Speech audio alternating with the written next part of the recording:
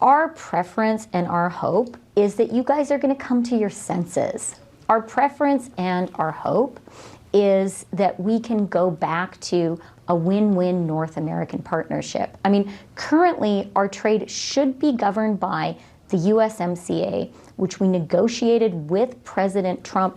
When we signed that deal, he said it was the best trade deal ever. So what we really want is for all the Americans who are listening to say, what the heck is going on? You mean we're fighting with the Canadians?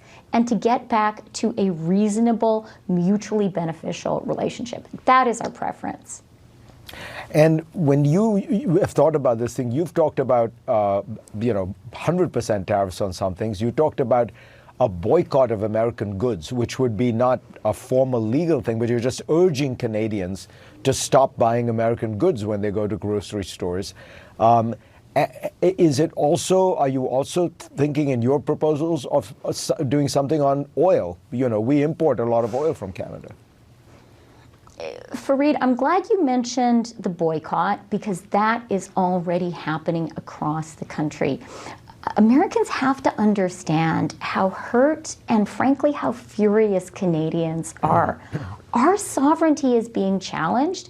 And so, yeah, regular Canadians across the country are coming up with ways to stand for Canada, to fight for Canada, to defend Canada, but mostly to say to our American neighbors, guys, just cut it out. Just stop it. This is a terrible idea.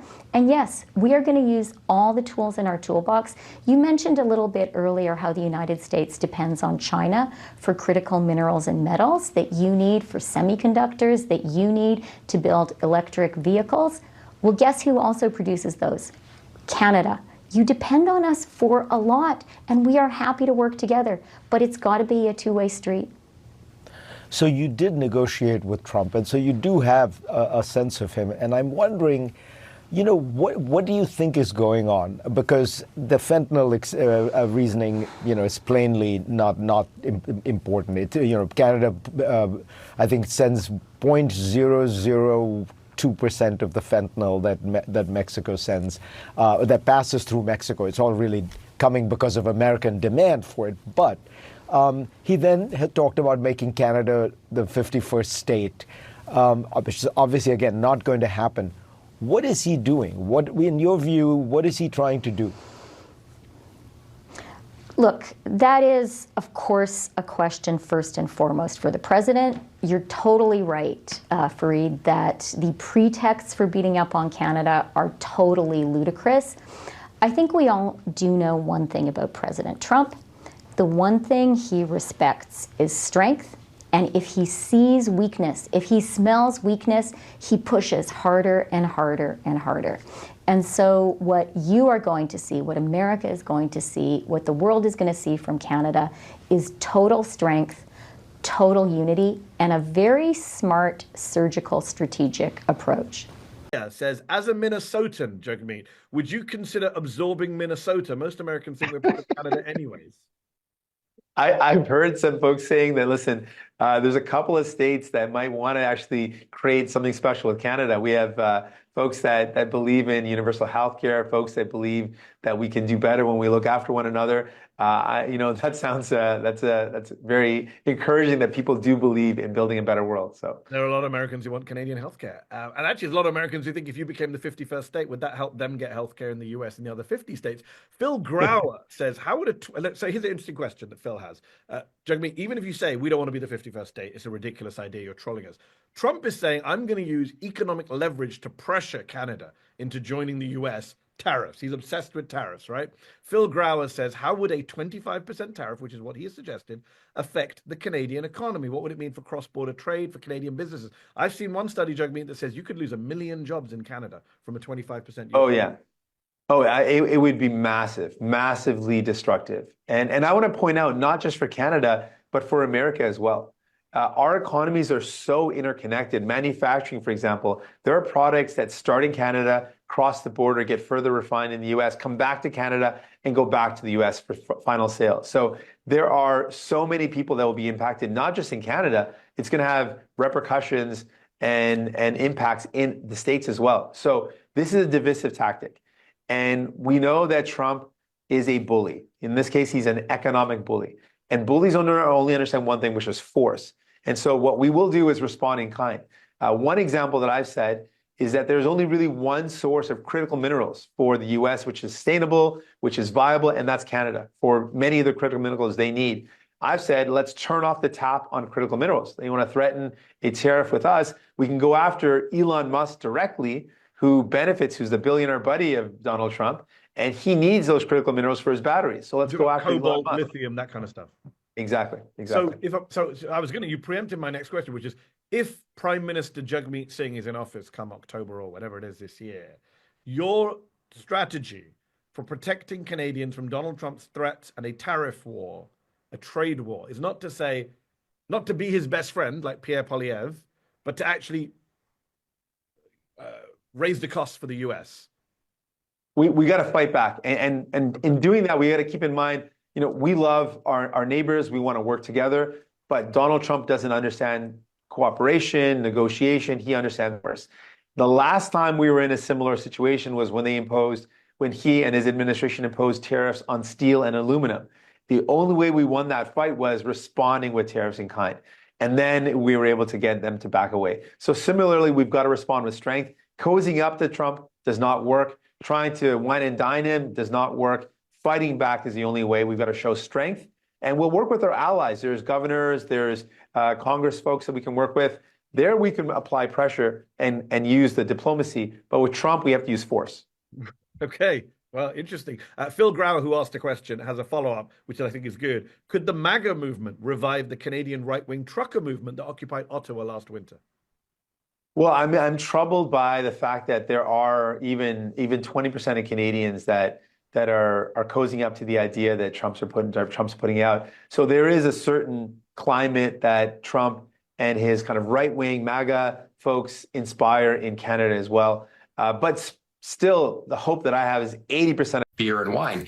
And I'm glad, Ali, you raised the issue of the federal subsidies to soybean farmers, because what happened was when Trump in his first term imposed those tariffs on some Chinese products, the reality was China's retaliatory tariffs prevented a lot of U.S. exports from being, and we paid, the federal government, the federal taxpayer, the American people ended up paying tens of billions of dollars in subsidies to big farmers. So at the end of the day, it's the American taxpayer and American people who are going to pay, and pay dearly, for this stupid move.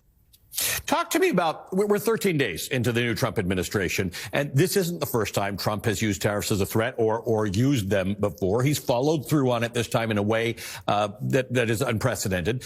But we did see how it unfolded with Colombia about a week ago, in which the threat of tariffs are leverage for something else. Sometimes they're leverage for a better trade deal. Sometimes they're leverage for whatever Trump actually wants to achieve.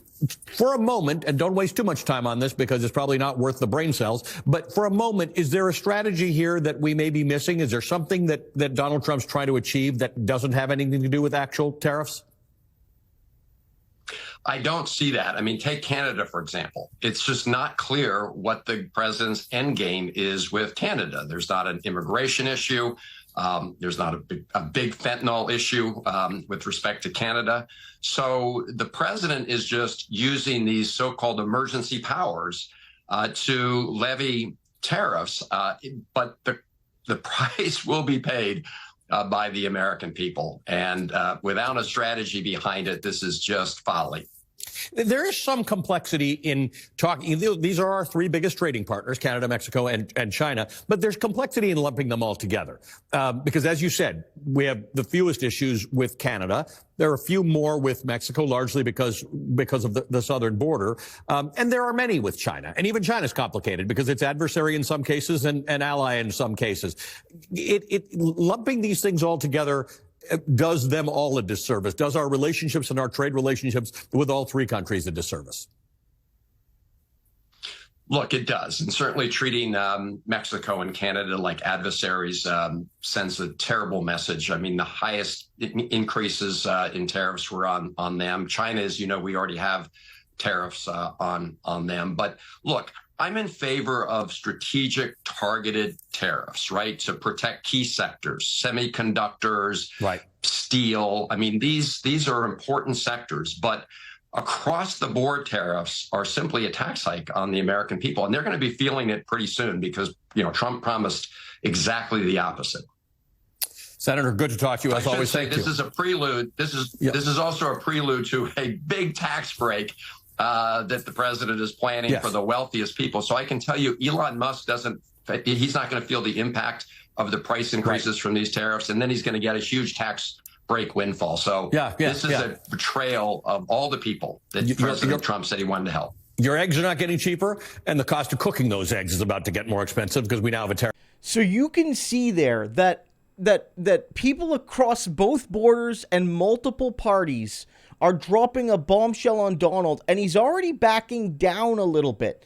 For example, he didn't put full tariffs on Canadian energy imports because Trump understands, he won't say this, but even Dumb Donald understands that tariffs do raise prices, and he understood that if you put a 25% tariff on fuel or crude imports, energy imports, it would cause a massive spike immediately in gas prices, and people are going to notice that more than the other prices, probably. Gas prices are the first thing that people focus on. So he's already backing down a little bit there.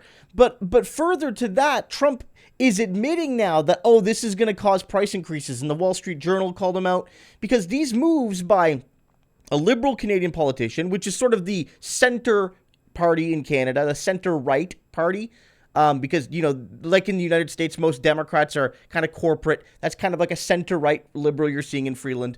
And then you have the left-wing party, the center-left party, the more Bernie AOC party in Jagmeet. They're calling him out too. So you could see this.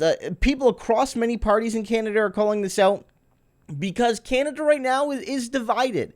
The Liberal Party is picking a new leader. Canadians are moving towards an election.